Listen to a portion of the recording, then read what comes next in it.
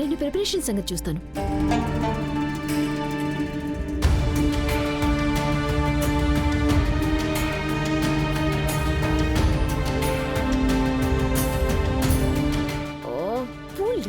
Idiot.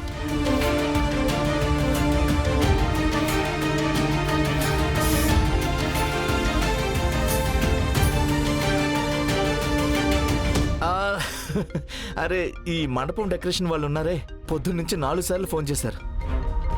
నువ్వు వెళ్తూ ఉండు, నేను వస్తాను.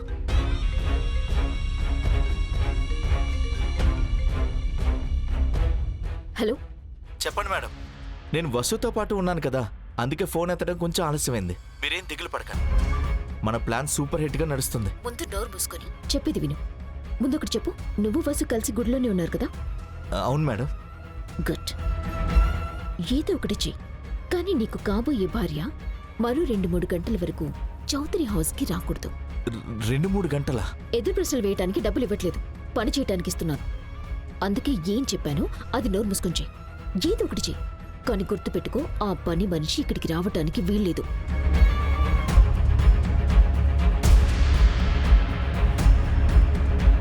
సావిత్రి అత్త,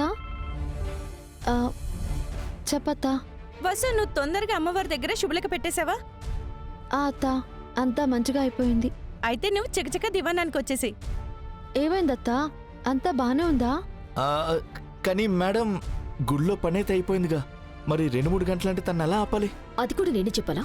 అరే, హైదరాబాద్ చాలా పెద్దది. తనని గోల్కొండకి తీసుకెళ్ళు, షాపింగ్కి తీసుకెళ్ళు, మూవీకి తీసుకెళ్ళు, ఏదో ఒకటి చెయ్యి. కానీ తను ఇక్కడికి అస్సలు రాకూడదు, అంతే. గుర్తుపెట్టుకో, తను దివానంలో కూడా ఎవరితోనూ మాట్లాడకూడదు, అర్థమైందా?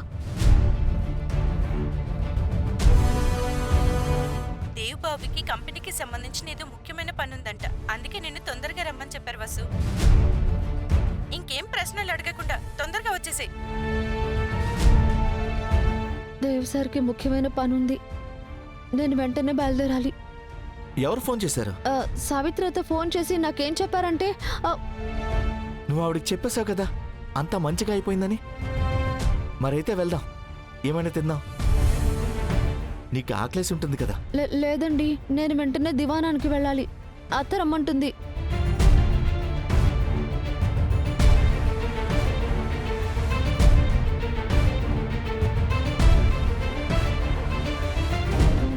నాకంటే కూడా ముఖ్యమైన పనా? కాదండి, అలాంటిదేం లేదు. అత్త ఫోన్ చేసింది, ఏదో ముఖ్యమైన పనుంది అంది. ఎక్కడికి వెళ్ళడానికి వీల్లేదు.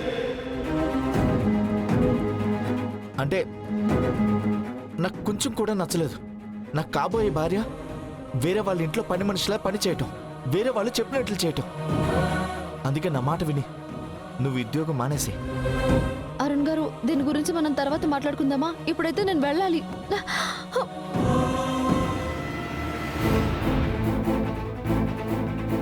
అర్థమైంది. నీకా ఇల్లంటే చాలా మక్కువ, కానీ డబ్బున్నోళ్ళు ఎవరికి విలువివ్వరు. ఈరోజు నీ అవసరం ఉంది, అందుకే నిన్ను పిలుస్తున్నారు.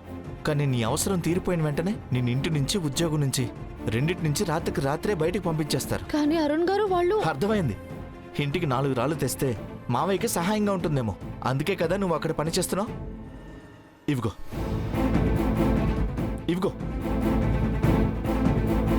నా దగ్గర డబ్బు, ఇవన్నీ నా ఏటీఎం కార్డ్స్, మొత్తం తీసుకెళ్లి మావయ్యకి ఇచ్చేసే. కానీ నువ్వు ఈ ఉద్యోగం ఈ రోజుకి రోజు మానే. ఇంకా నువ్వు ఉద్యోగం చేసే టైం ముగిసింది. భర్తతో రాజ్యమేలే సమయం ఆరంభం. కానీ మీరు కొంచెం సేపటి క్రితమే కదా మీ దగ్గర ఉన్న శారీ అండ్ జ్యువెలరీ అవైలబుల్ ఉందన్నారు. అయితే స్టాక్ చెక్ చేసుకొని చెప్పాల్సింది కదా. Anyway, thanks.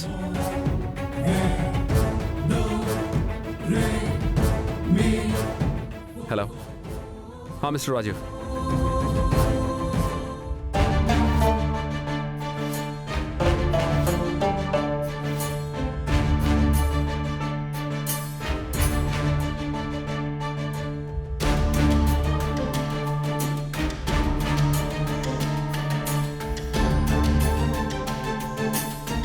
అన్నయ్య, ఫోటోగ్రాఫర్ అయితే అరేంజ్ చేసేసాను నేను. డెకర్ కూడా 1 గంటలో రెడీ అయిపోతుంది. కానీ చిన్నానా, ఒకవేళ కాస్ట్యూమ్ అండ్ జ్యువెలరీ అవైలబుల్ లేకపోతే ఎన్నున్నా ఏం ప్రయోజనం ఉండదు. అన్నయ్య, ఇది మనం రేపు పెట్టుకోలేమా? ఐ మీన్ ఒకరోజు టైం దొరికితే ప్రిపరేషన్కి కొంచెం ఛాన్స్ ఉంటుంది కదా మనకి. ఈరోజు డెలివర్ చేయకపోతే డిస్ట్రిబ్యూటర్ చేయి జారిపోతారు.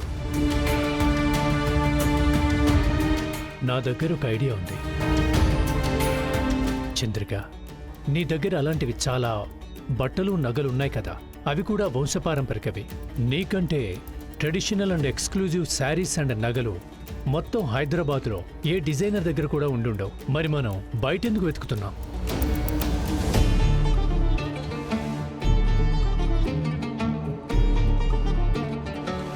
అవునమ్మా, ఒకవేళ మీ శారీ అండ్ జ్యువెలరీ దొరికిపోతే మీ ప్రాబ్లం సాల్వ్ అయిపోతుంది కదా.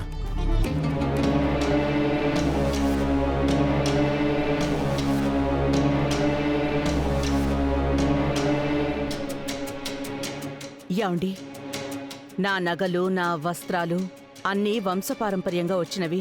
వాటితో ఈ కుటుంబం మర్యాద ముడిపడుంది. మరి నేనెలా మన కుటుంబ వారసత్వాన్ని ఒక బయట మనిషి చేతికి ఇవ్వగలను? 100% సరిగ్గా చెప్పారు చంద్రికక్క. నిజంగా నేను మోడల్ అయ్యుంటే అక్కయ్య ఇంత ఆలోచించాల్సిన అవసరమే ఉండేది కాదు. కానీ ఇప్పుడు ఇంటి పని మనిషికి ఇంటి కోడలి హక్కు ఎలా ఇచ్చేయాలి?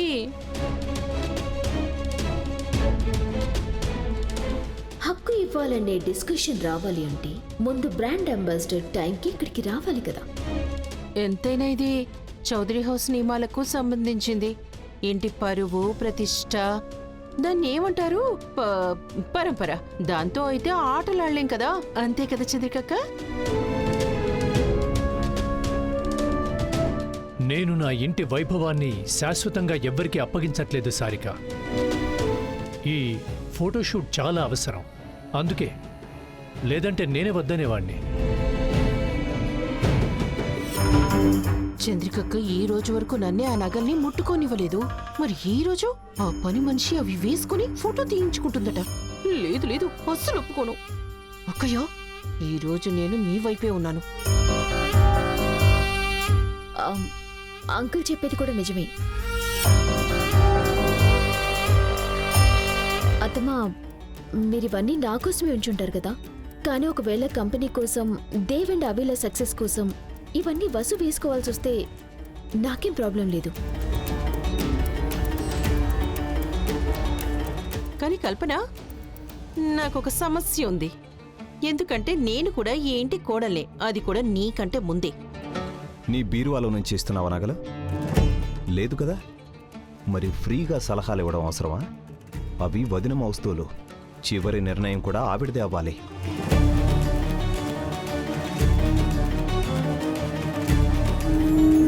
అమ్మా, మీరేం టెన్షన్ పడకండి. నేను మీ సిచ్యువేషన్ని అర్థం చేసుకోగలను. నేను కాస్ట్యూమ్ అండ్ జ్యువెలరీ ఇంకెక్కడైనా అరేంజ్ చేస్తాను. I promise. మీ మనసుకి విరుద్ధంగా ఏమీ జరగదు.